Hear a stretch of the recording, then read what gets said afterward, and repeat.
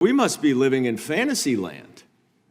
We're trying to have a normal hearing, doing oversight of the Bureau of Prisons, when the president and Elon Musk are taking a hatchet to the Bureau, canceling the collective bargaining agreement for all of the correctional officers, eliminating retention bonuses for the correctional officers, while making sure that every masked undercover Gestapo agent with ICE gets a $40,000 bonus.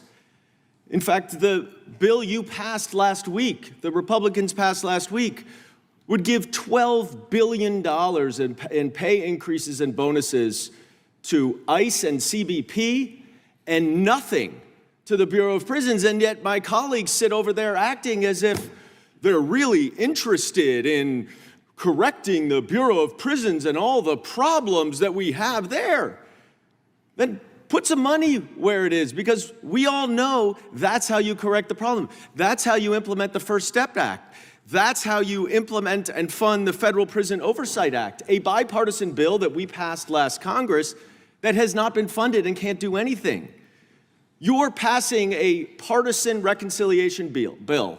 You have the purse strings, and yet we're supposed to sit here thinking that you're really serious about making sure that we're helping the corrections officer. It's just bogus. And let's take the Metropolitan Detention Center in my district in Brooklyn. Since 2020, there have been 17 inmates that have been killed. And the staffing shortages are devastating and have been devastating. There have been numerous lockdowns simply because there is not enough staff.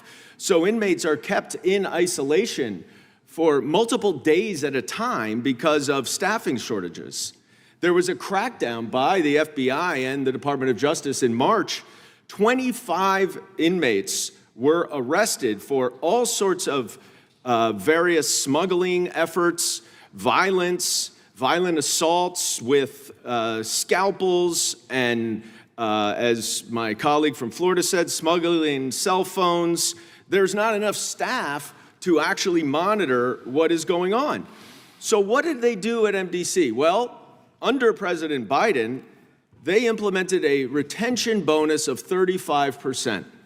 That enabled them to hire 87 additional people for that one location, the most in years and years.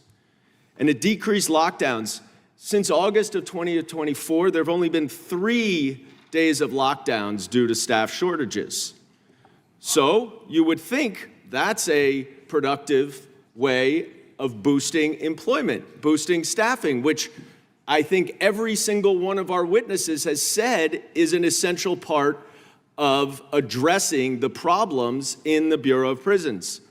So what does President Trump do? Gets rid of the retention bonuses. Gone.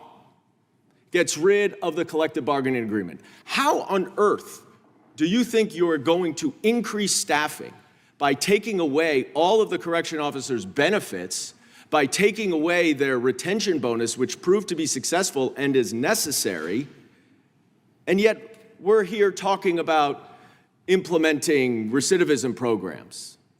It's a joke. So, Mr. Biggs, you asked for some action items. I'll give you some action items.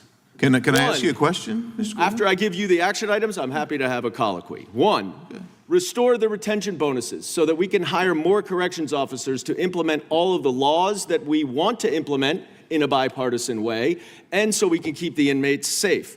Two, restore the collective bargaining agreement rather than unilaterally canceling a negotiated collective bargaining agreement that gives the corrections officers very important protections. And three, let's fund the First Step Act. Let's fund the Federal Prison Oversight Act, which has not been funded. There are 3 action items that you can take back to Mr. Trump to try to actually address the issues at the Bureau of Prisons, and I am happy to yield to you. Yeah, can you tell me, you mentioned that the Brooklyn facility had 17 homicides among inmates from 2020 till what, 2024? What administration controlled BOP that entire time? Did you do anything? You didn't do jack crap. Yield back. You have no idea what I did. Time has expired.